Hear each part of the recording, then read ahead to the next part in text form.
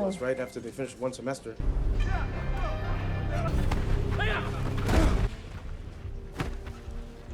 All good, boss. All good.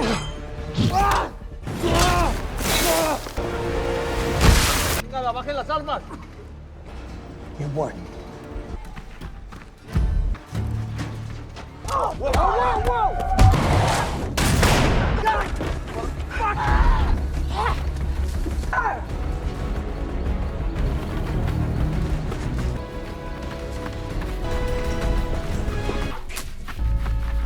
Fast.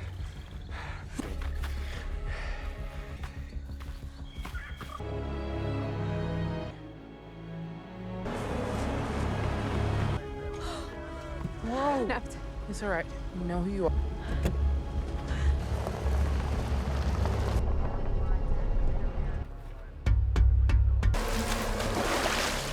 Hey guys, today we're diving deep into the surprisingly explosive world of A Working Man 2025, a film that asks the profound question, what if your dad was secretly Jason Bourne, but with better safety gear?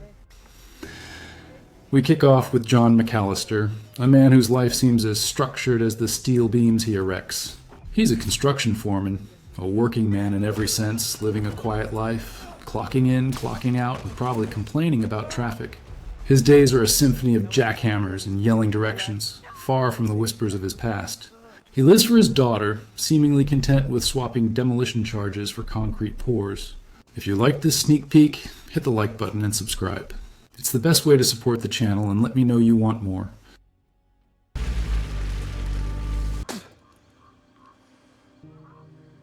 Meeting is around. You think money? You still haven't told me what. You won't understand.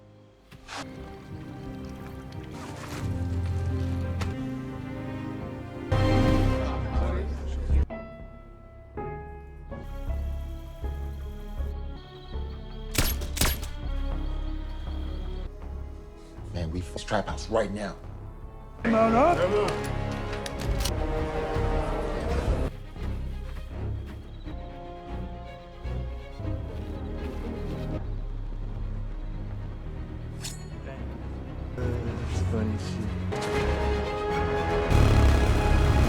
We have to go now, sir.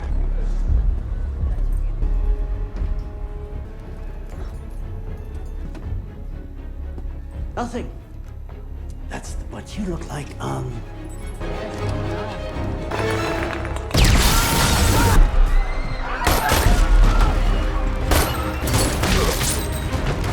fucked now, huh?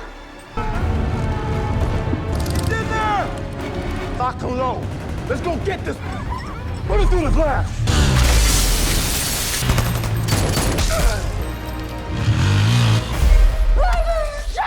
Yeah. I'm beginning to think.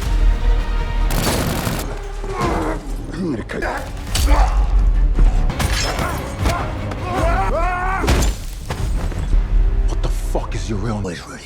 I know, brother.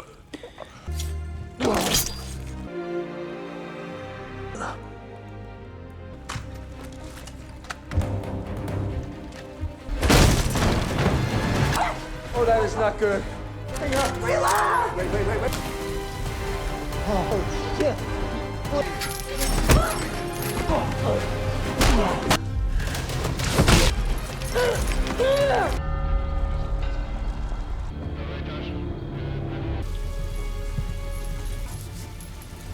6. What's that mean?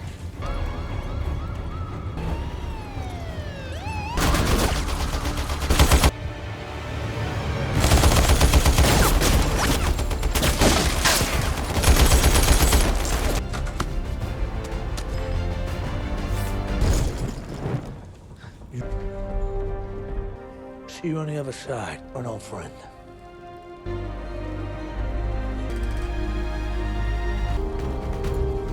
You were...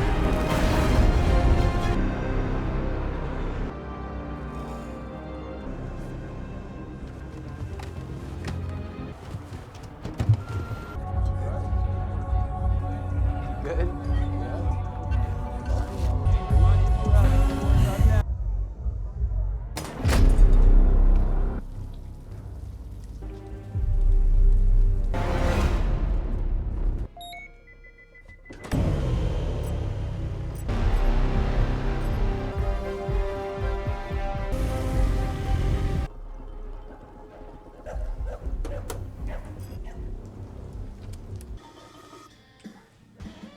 Oh, yo, wrong house. I was a cop. A girl. I told the cop. People lie. We're all wired the same. It is just a wit tell. The bosses know you deal dope over the... Fire fucking bloodlines. Yeah.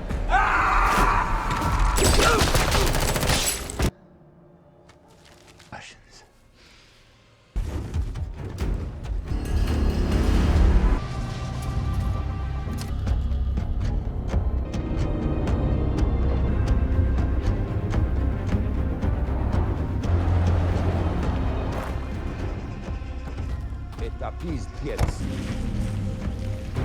I didn't come here to be disrespected.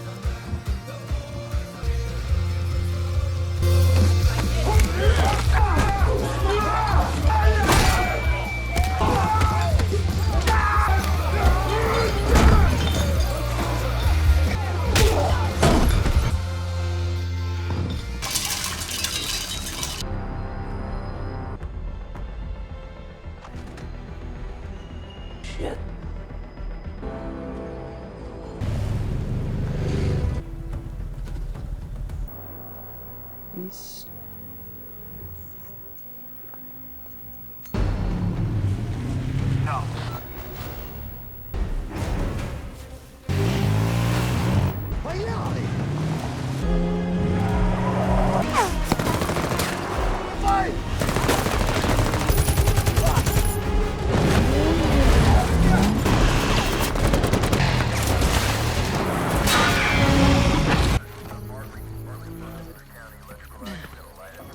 You didn't see us here.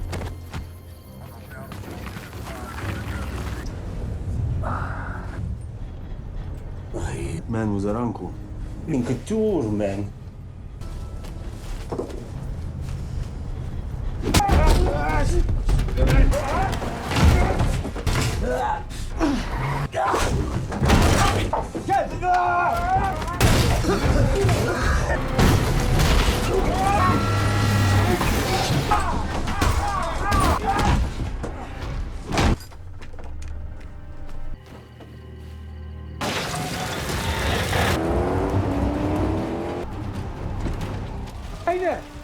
Daddy, be careful.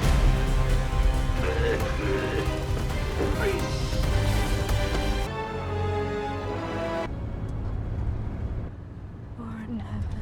God ain't here, sweetheart.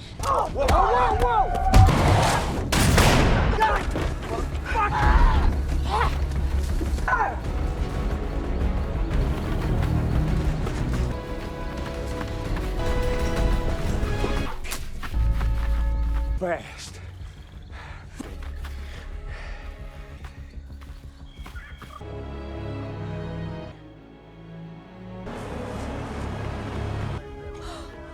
No, it's all right. You know who you are.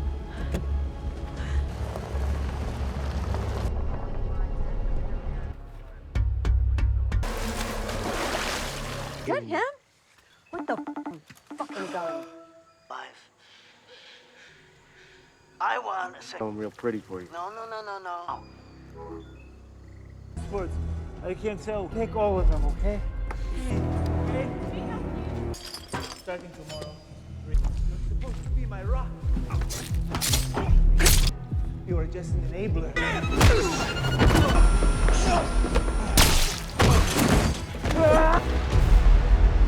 Now we make a deal and you begin a new life. I figured that. Life.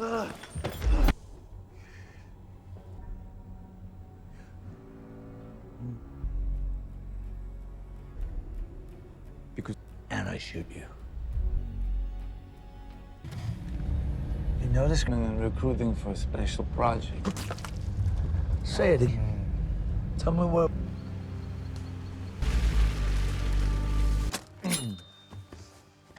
Promise?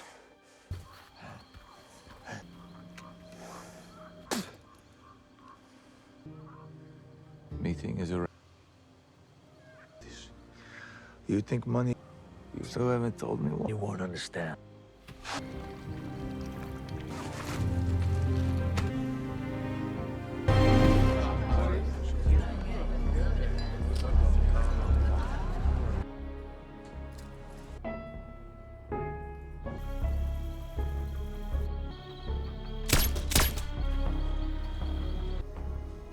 we f trap house right now. Mount up.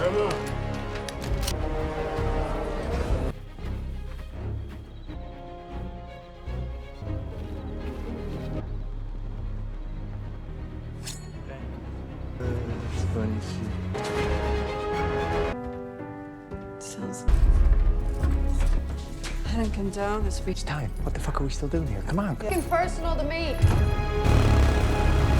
We have to go now, sir.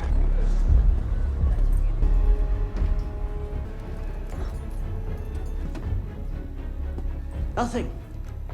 That's what you look like, Get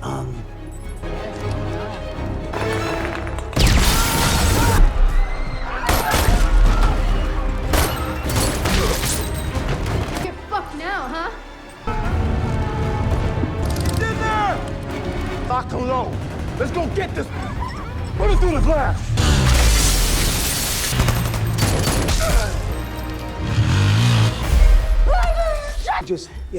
I'm beginning to think. I'm gonna cut.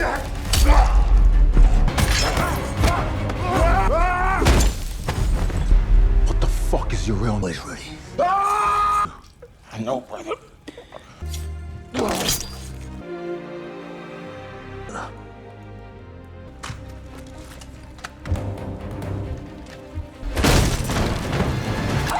Oh, that is not good. Wait. Oh, shit.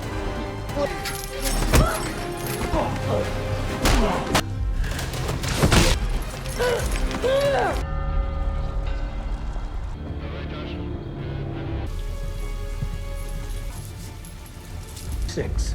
What's that mean?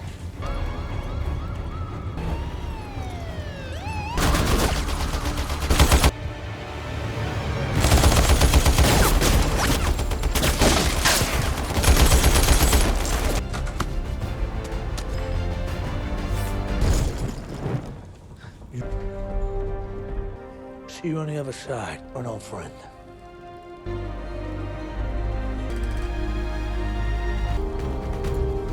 You would.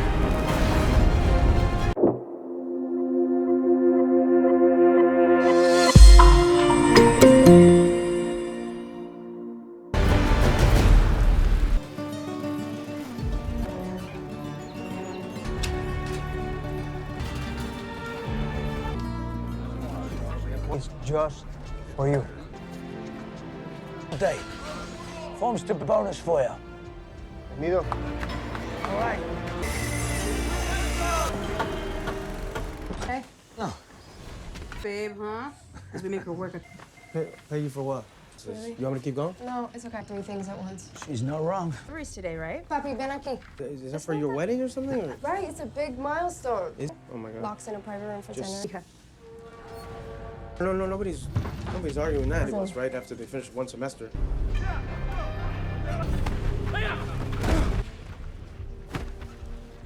All good, boss. All good.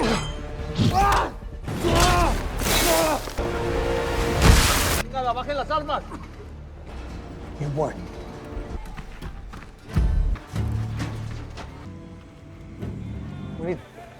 Holy fuck. Can I see a screen? Break fingers? Yeah. Why is it you didn't see anything, okay? Snitches get...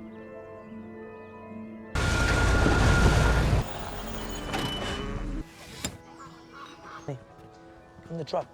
No occasion. You could let her stay, but I will. Her only answer, parent.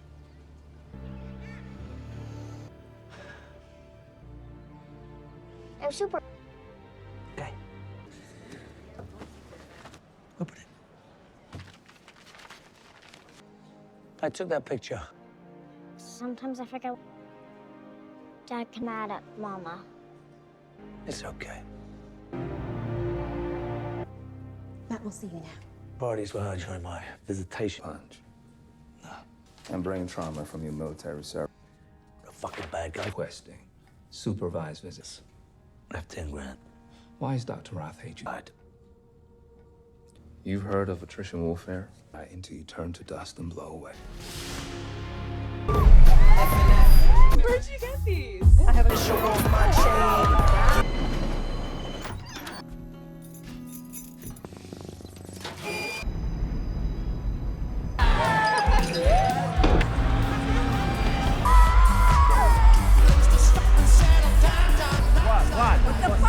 Caesar, okay? You know how much...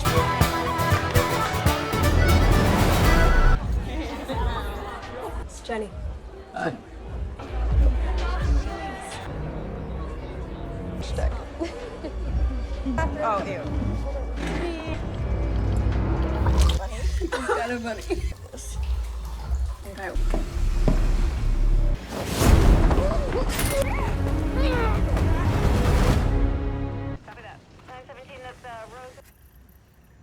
You're missing. We were worried, so we called the cops. Family. And forget about it. My dad was a Greenberg.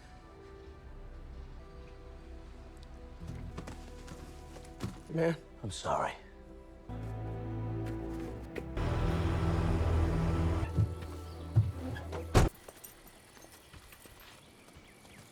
You should have. You know, for me, no. Jenny, all right. You better go. Back. Bye. But you didn't have... Carla. Your left.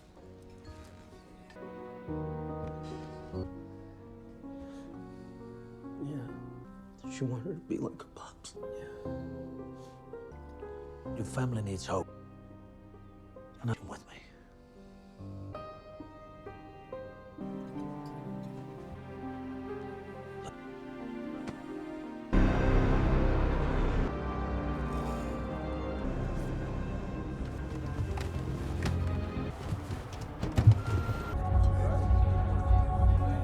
Good.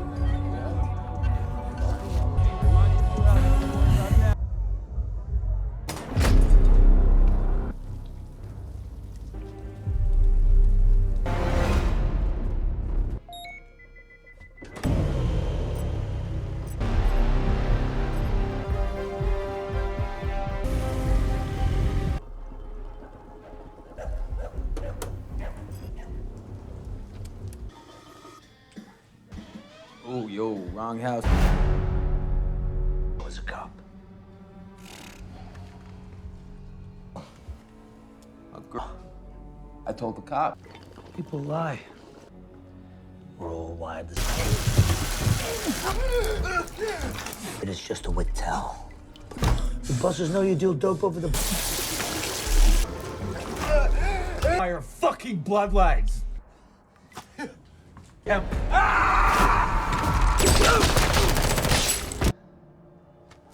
Questions.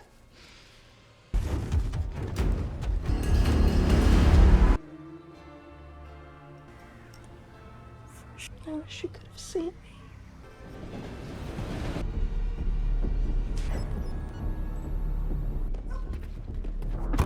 Not a big problem. It's normal. Control, he's a weak man. In front. The robbery? Impossible. Shotguns. That's not Puss.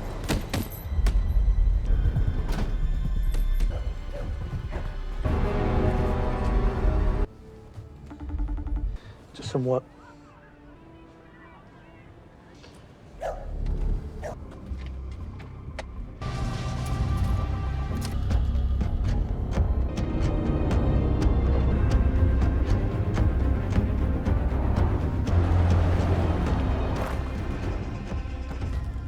Please, yes.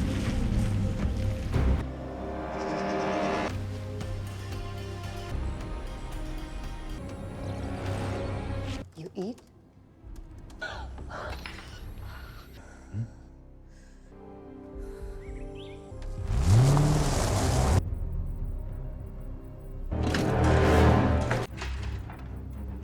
Hope you don't mind.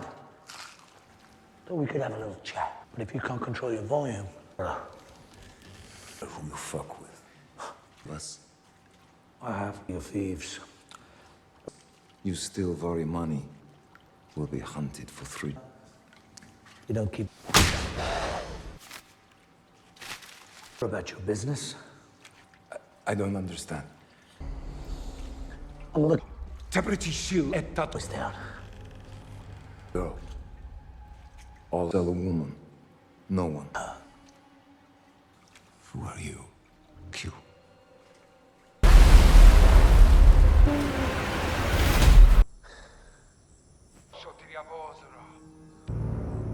Timmy.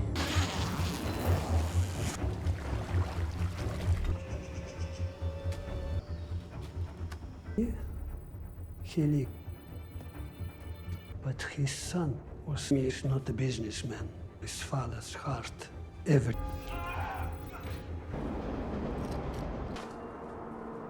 My mother is Carla. Have you ever seen someone die? Just cloud right over. Aren't you, princess? Food. In the South Loops, the serious talks for a new stadium. I'm out of the game. He's happy. Associative. Full of Not a guy you want to fuck with. See if you can get a hit. I gotta be careful. Thanks.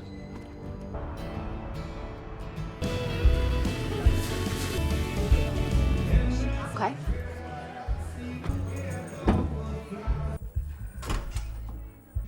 Try to make a buck. So how you accidentally killed Big Mike and... I don't like him. Hey, you see it? Fuck yes.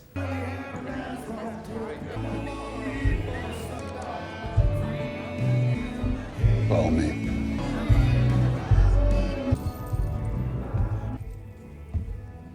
Pharmaceutical, brother. Hate to lose it to a man with a knife. Run your pockets, Chief. I didn't come here to be disrespected.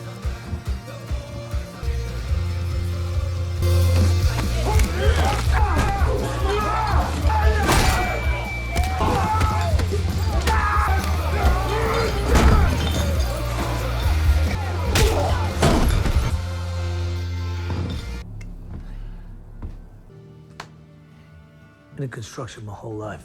Ended up riding the bus into combat. I heard you're in the buying mood. That's all. Who you? Why us? Time is money. Be there at 7 a.m. having breakfast. Now get the fuck out of here.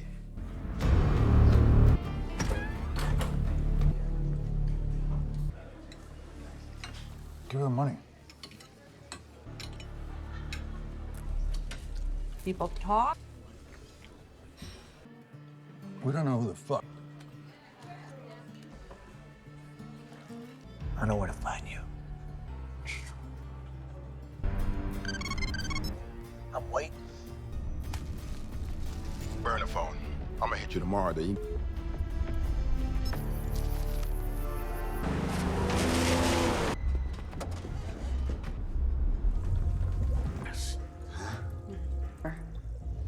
You're my...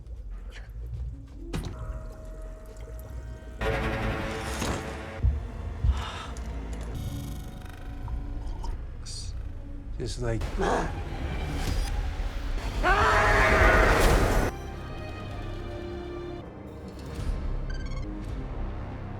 Yeah. But it's someone you gotta check in with. It's a pound. Yeah, this came... Wear a suit.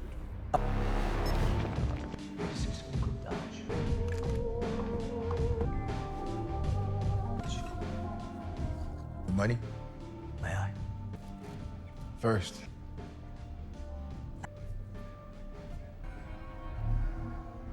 Bill coats?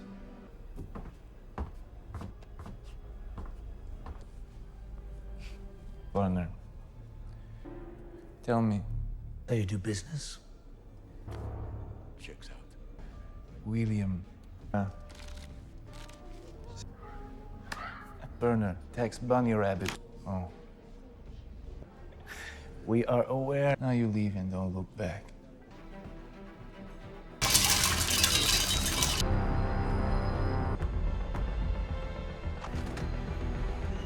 Shit.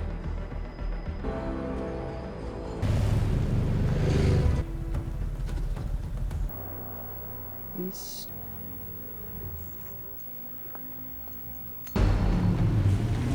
No.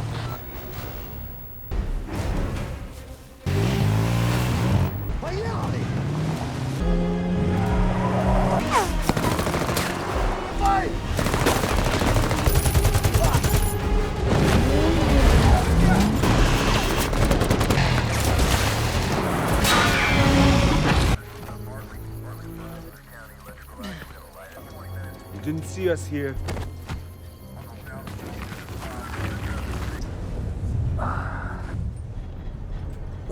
Man, was that uncle? In couture, man.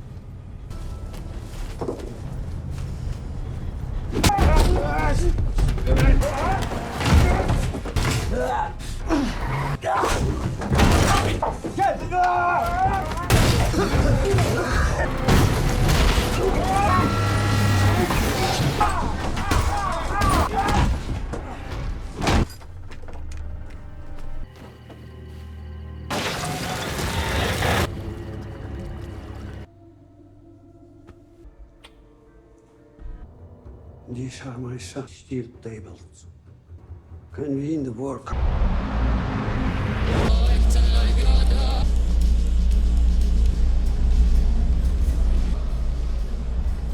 He did. Exactly half his face. Oh. But I am in the business. do I? No, I mean, yeah, fuck. Not 200 grand. Sir. Soldiers, you do understand. Jimmy is hiding. Now go.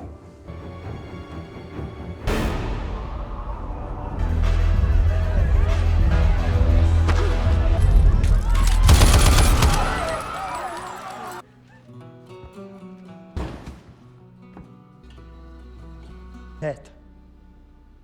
The man who killed him. What the fuck? Anything. I ask this kind. A bankroll biker gang with Metcon. Wait. He's hunting. Found him.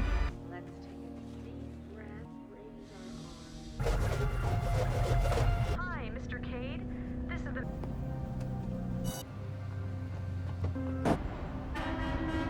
Messages. I'm sure he's fine.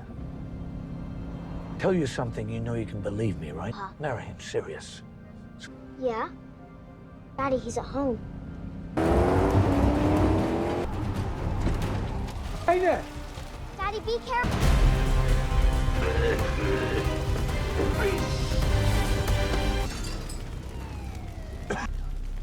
Russian. This. He could have left. It's time to let we'll figure it out later. That's the one. Yeah. Let's get home. I hear that. Well, Rose, I can help you with that. So around this wall, you see the pulled direct from Saddam's palace. 5 SD here if you want weapons of the 4 horsemen of the apocalypse. I don't want to, but I do. You're never here, never anywhere. Righteous shit, brother. What's in there? What about school? See this? Love you. I'll be back soon.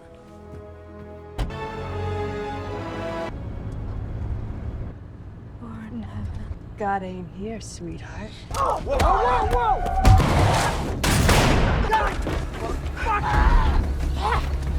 Fuck!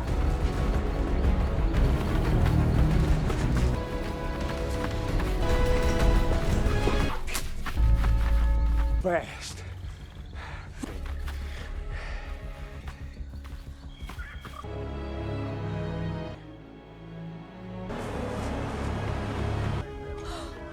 No, it's all right.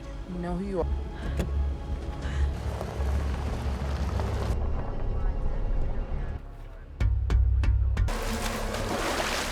Get him?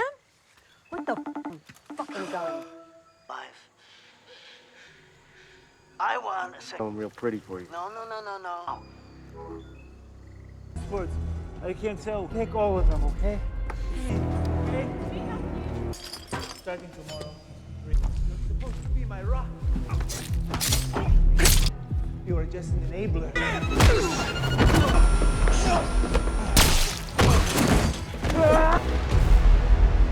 Now we make a deal and you begin a new life. No! I figured that. Life.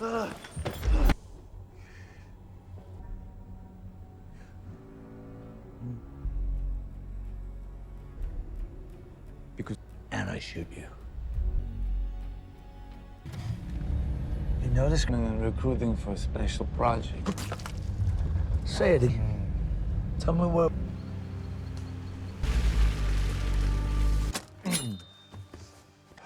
Promise?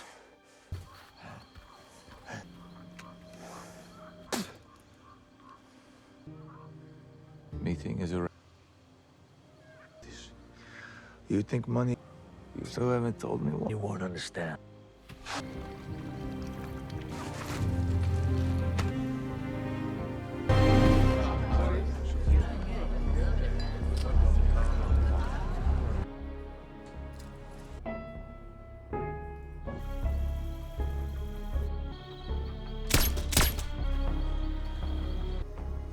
Man, we trap house right now.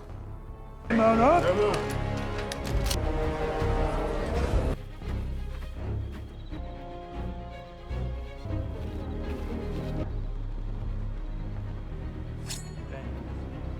It's funny shit. Sounds. I don't condone this. It's time. What the fuck are we still doing here? Come on. Getting personal to me. We have to go now, sir.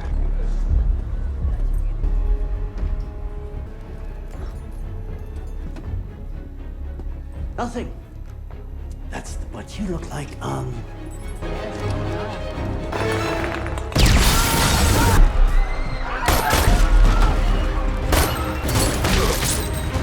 Get fucked now, huh?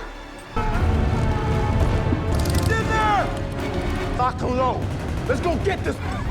Put it through the glass.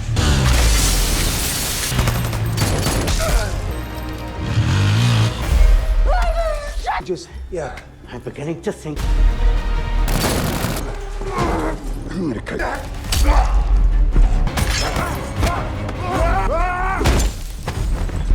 What the fuck is your real name? Always ready. I know, brother.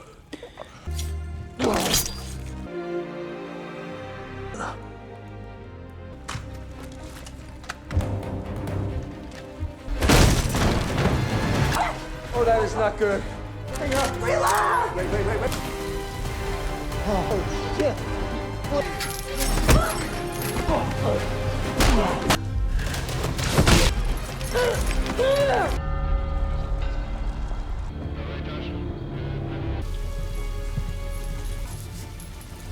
Six. What's that mean?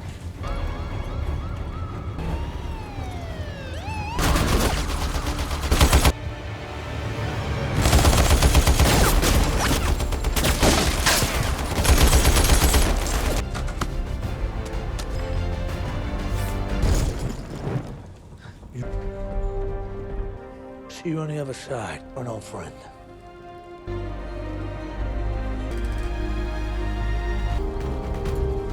You were... My brother. He escaped Turn the other cheek. to the man. For your personal vengeance. Snitches get stitches.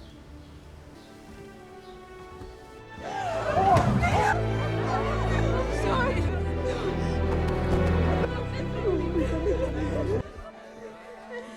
Watch out for the little runty one. You came back. You okay, Daddy? Yeah, Welcome back. just about. And there's a boat I talked to somebody.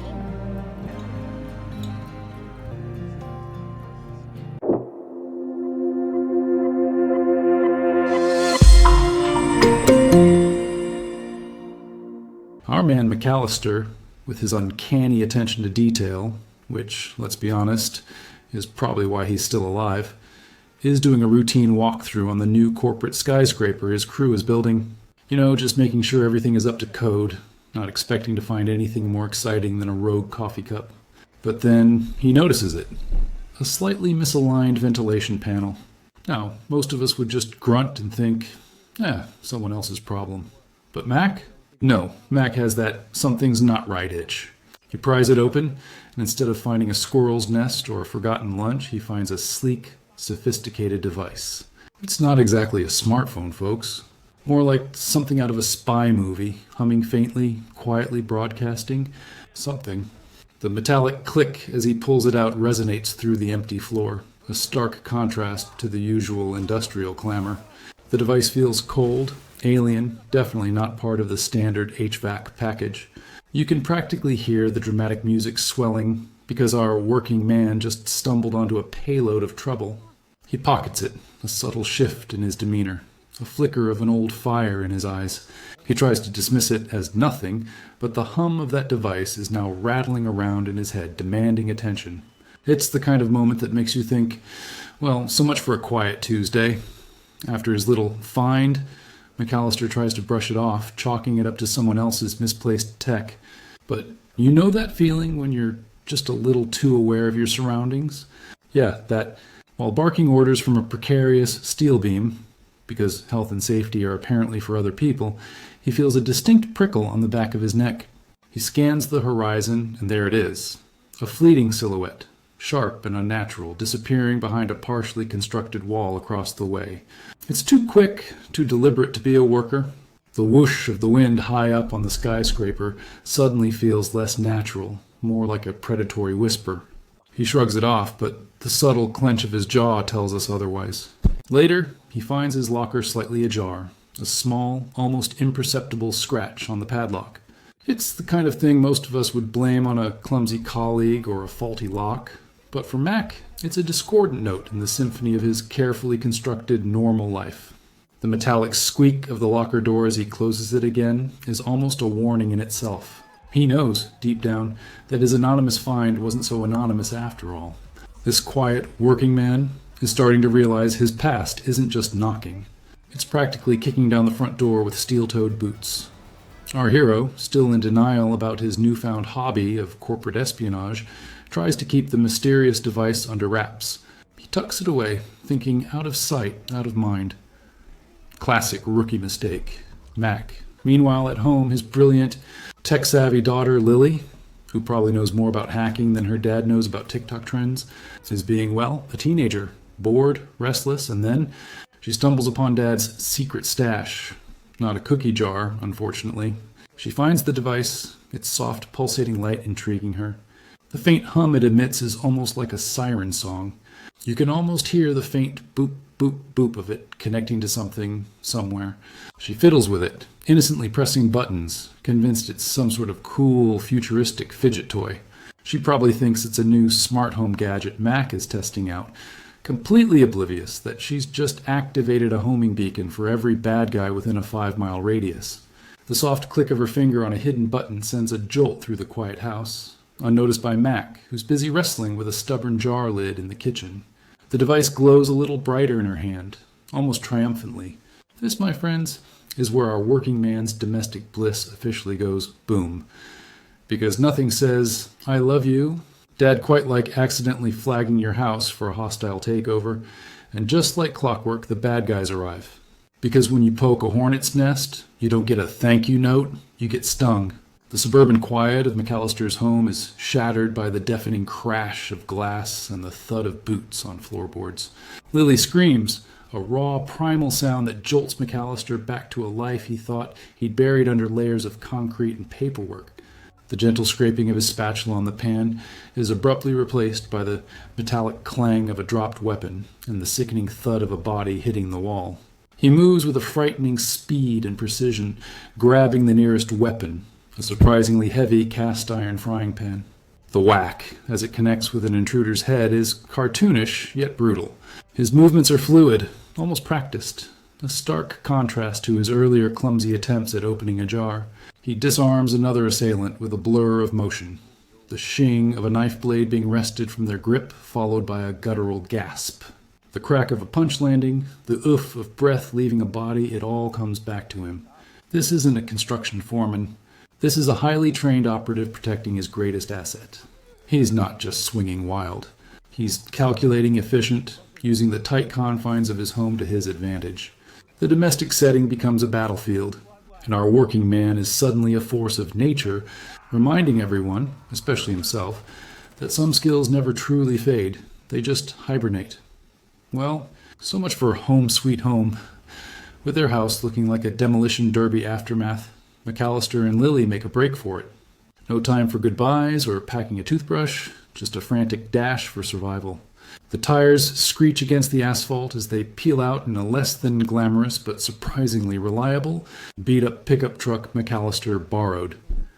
Let's just say he demonstrated some impressive hot wiring skills that probably weren't on his form and job description.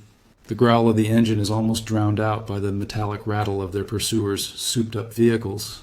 It's a high-stakes game of cat and mouse through the quiet suburban streets, punctuated by the angry honking of confused neighbors and the occasional crunch of metal as McAllister executes some, let's call them creative driving maneuvers.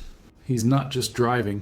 He's calculating angles, anticipating threats, using every pothole and parked car as a defensive measure.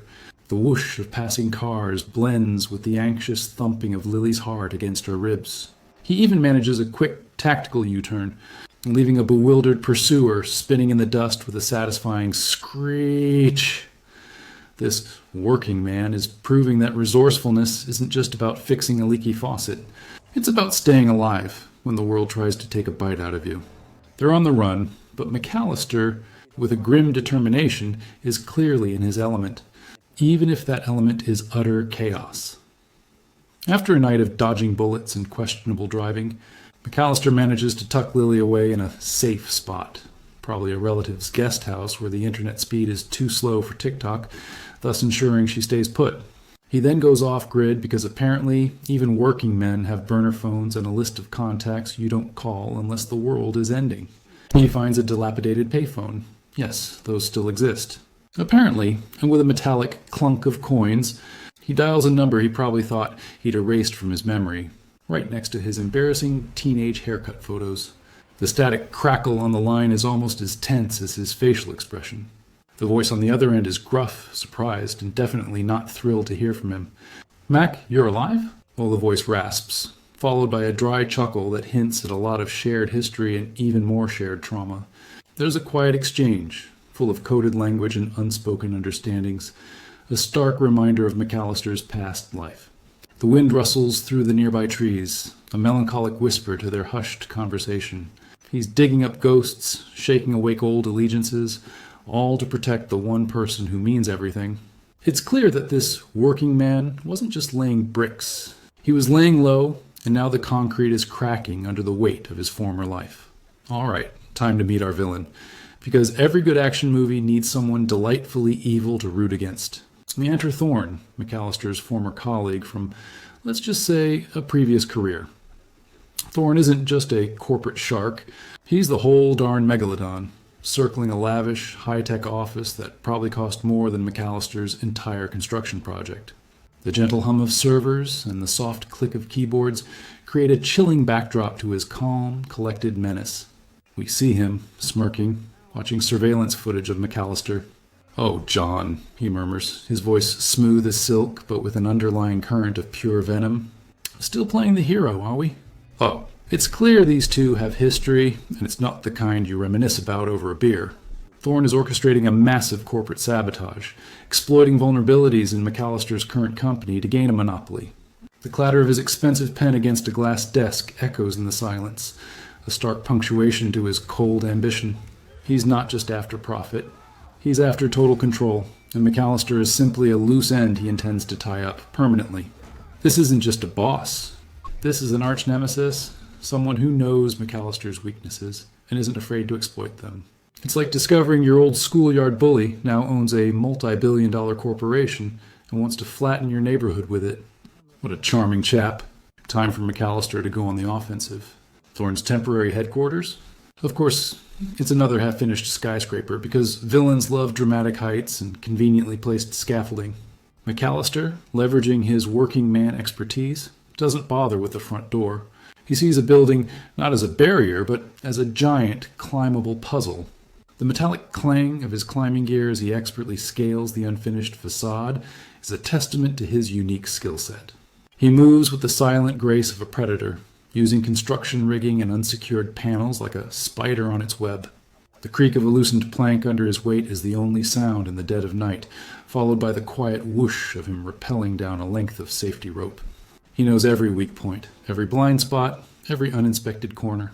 While most spies would be picking locks, McAllister is probably rerouting a ventilation shaft or using a forklift to create a distraction. It's a ballet of brute force and surgical precision. This isn't just infiltration.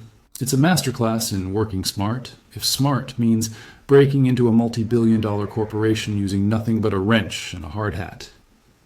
The cool night air whistles past him, a silent witness to a man who's traded blueprints for battle plans. Inside Thorne's labyrinthine, still under construction lair, McAllister faces a veritable gauntlet of armed guards. These aren't your average mall cops.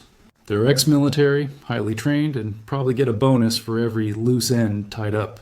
But they haven't faced a working man who treats a construction site like his personal playground.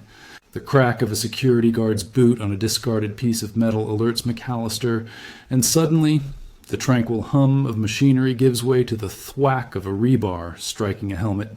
He's not just fighting, he's improvising with a dangerous brilliance. A high-pressure nail gun becomes a surprisingly effective, albeit slightly messy ranged weapon. Its rapid-fire K.A. chunk, K. chunk, sending guards scrambling. The rhythmic clang of steel beams being moved by a crane becomes a cover for his movements, as does the deafening roar of a concrete mixer. He even manages to trigger a controlled accident, causing a cascade of pipes to collapse with a thunderous crash, creating both a diversion and a barrier. This sequence is pure action poetry, a man using his blue-collar skills to outwit and outfight trained assassins in their own high-tech, yet very unfinished, den. It's gritty, it's visceral, and it reminds you that sometimes the best weapon isn't a fancy gadget, but a well-aimed sledgehammer. Just as McAllister feels like he's gaining ground, hitting Thorne where it hurts, the villain plays his cruelest card. Because apparently, corporate espionage isn't enough. You gotta make it personal. While McAllister is busy turning Thorne's HQ into a DIY demolition site, Thorne's operatives, with chilling efficiency, snatch Lily from her supposed safe house. The quiet creak of a floorboard in the night, the muffled gasp, the rough handling as she's gagged and bound. It's a gut punch. The cold metal click of handcuffs is a sickening sound. Lily's terror is palpable, a silent scream that reverberates through the scene. She's shoved into a black van, the metallic thud of the door closing echoing the finality of her capture. Thorne, a true master of psychological warfare, ensures McAllister finds a calling card, a small personal item of Lily's, placed deliberately in a conspicuous spot. It's a clear message. I have your daughter, come get her. The discovery of the item feels like a physical blow to McAllister, the quiet rustle of the fabric in his hand speaking volumes. The air suddenly feels colder, the stakes astronomically higher. This isn't just about corporate secrets anymore. It's about a father's worst nightmare come true. Thorne knows how to hit below the belt, and McAllister is about to unleash a storm of working man fury. Lily's gone. The news hits McAllister like a wrecking ball. The rage is instant, pure, and terrifying. Forget subtlety, forget strategy.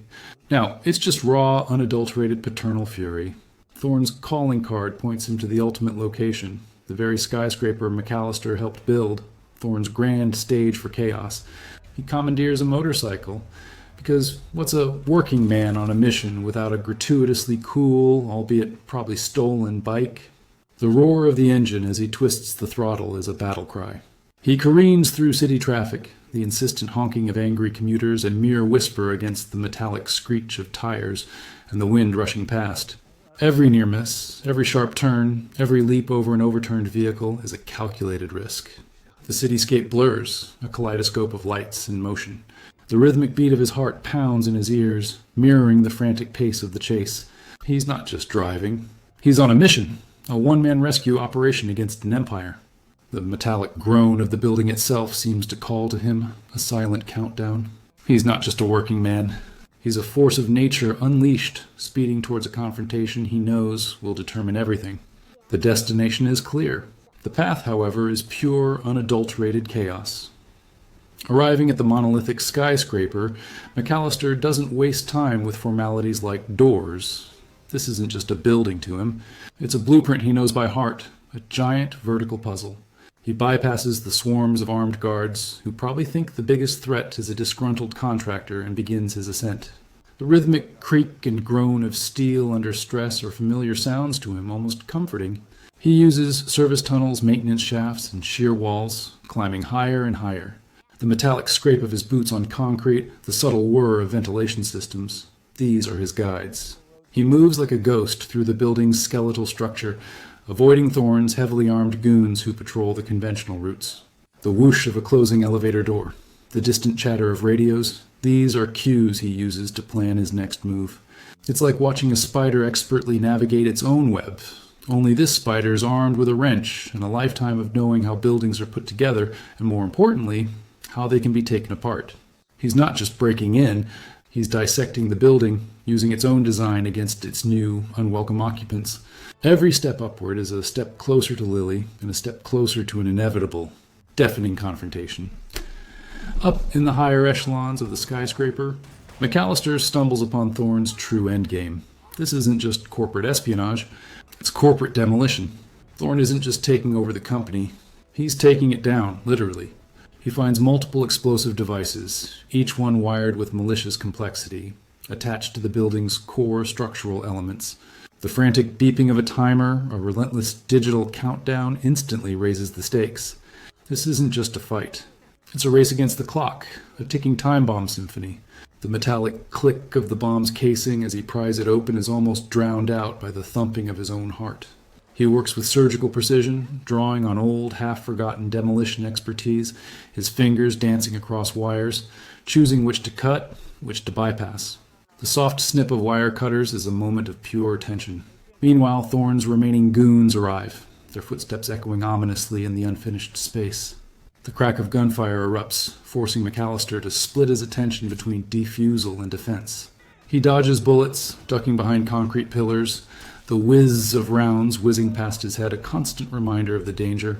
He even uses an impromptu welding torch to create a diversion, the intense, hissing whoosh of the flame momentarily blinding his attackers. This working man is now a one-man bomb squad and an action hero, all wrapped up in a hard hat, trying to save both his daughter and an entire building from a very, very bad day. Finally, after what feels like an eternity, McAllister reaches Lily. She's held captive near the very top of the skyscraper, a grim testament to Thorne's theatrical flair. The sight of her, bound and terrified, reignites his primal fury. Thorne's elite guards, the last line of defense, stand between them. The air crackles with tension, punctuated by the faint but persistent beep, beep, beep of the distant bombs. McAllister doesn't hesitate. He unleashes a torrent of calculated aggression, the smash of a guard's head against a steel beam, the thud of another dropping to the ground. His movements are a blur of controlled violence, a symphony of punches and blocks. He's not just fighting, he's a force of paternal protection. He gets to Lily, the metallic snip of a bolt cutter freeing her from her restraints, the immediate, desperate hug, the soft, muffled sobs against his chest. It's a brief emotional reprieve in the heart of chaos. But the fight isn't over. Lily, despite her fear, immediately becomes his eyes and ears pointing out threats, demonstrating she's truly her father's daughter. It's a beautifully orchestrated dance of protection and collaboration. A working man and his daughter against the world, with a few explosions for good measure. Just another day at the office, right? And now for the main event, McAllister versus Thorne, mano a mano, high above the city. This isn't just a fight. It's a clash of ideologies, of past and present, architect versus saboteur. The metallic groans and creaks of the skyscraper intensify around them, a terrifying soundscape to their battle as the bombs, or perhaps McAllister's earlier defusal attempts, destabilize the structure. The ground trembles, dust and debris raining down with a soft pitter-patter. Thorne, surprisingly capable, matches McAllister's ferocity. The thwack of fists on bone, the whoosh of a missed punch, the clang as they crash through scaffolding. It's a brutal, no-holds-barred brawl. McAllister, ever the working man, uses the environment to his advantage, swinging from loose cables, kicking away structural supports, strategically of course, and even using a discarded wrench for a particularly satisfying crunch. Thorne, equally cunning, tries to exploit the unstable building, aiming to send McAllister tumbling into the abyss. The wind howls around them, a wild chorus to their desperate struggle. The metallic screech of twisting metal and the faint roar of falling debris add to the symphony of destruction. It's a fight for survival, for justice, and for the very soul of a working man who just wanted to build things, not tear them down. Someone's definitely getting an OSHA violation for this. With a final bone-jarring thud, Thorne finally goes down, defeated and disgraced.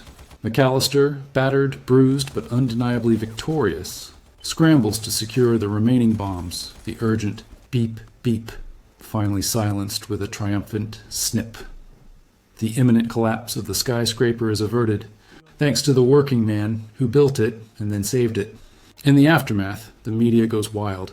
News reports flash across screens, showing Thorne looking surprisingly disheveled, being led away in handcuffs. The metallic click of the cuffs is almost a sigh of relief.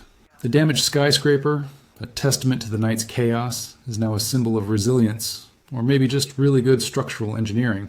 The frantic chatter of reporters and the flashing of cameras document the downfall of a corporate titan and the quiet heroism of an unassuming foreman. McAllister ensures the evidence he uncovered is safely delivered to the authorities, exposing Thorne's entire network. The story becomes a sensation, a modern-day David and Goliath, proving that sometimes the biggest heroes wear hard hats, not capes. The collective sigh of relief from the city, even the whoosh of emergency vehicles leaving the scene, sounds like victory. Weeks pass. The dust settles, both literally and figuratively. McAllister and Lily are rebuilding their lives, and thankfully, their house, which probably looks a lot better now that it's been renovated by a Black Ops demolition expert. McAllister is back on the job site, but there's a subtle change in him. The quiet, working man now carries a new confidence, a quiet strength. The rhythmic clang of hammers and the distant roar of machinery are no longer just the sounds of his job. They're the sounds of his purpose. He still meticulously inspects blueprints, but now with an even keener eye, a renewed sense of responsibility. He and Lily share a quiet moment on a park bench, looking at the city skyline where the once threatened skyscraper stands tall, a testament to his unexpected heroism, already undergoing repairs. The gentle rustle of leaves in the breeze, the distant hum of city life, it all feels a little more precious now. The metallic scrape of their shoes on the pavement as they walk away, hand in hand, signals a new beginning. He's still a working man, yes, but now he's a working man who knows exactly what he's fighting for. And that, my friends, makes all the difference. He's learned that sometimes the biggest construction project isn't a building, but rebuilding your own life. And that, my friends, is A Working Man, 2285. It's a powerful reminder that heroism isn't just for superheroes and capes. Sometimes it's for the everyday person who simply refuses to let their world fall apart. McAllister's journey teaches us that the skills we hone, no matter how mundane they seem, can become our greatest strengths when faced with impossible odds. It's about finding that inner resolve, that working man spirit to protect what matters most. So, as the credits roll and the final shot of that majestic, now fully repaired skyscraper gleams in the morning sun, let's remember, everyone has a fight in them. What would you do if your world was threatened? Thanks for watching this recap, and always remember, even a working man can move mountains. Or, stop them from being blown up. Stay awesome, and I'll catch you in the next one. Man, we strap house right now. Come on up.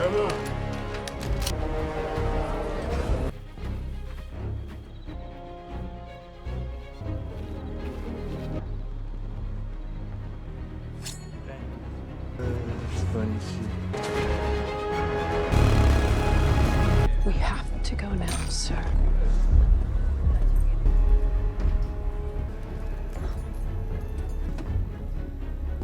Nothing. That's what you look like,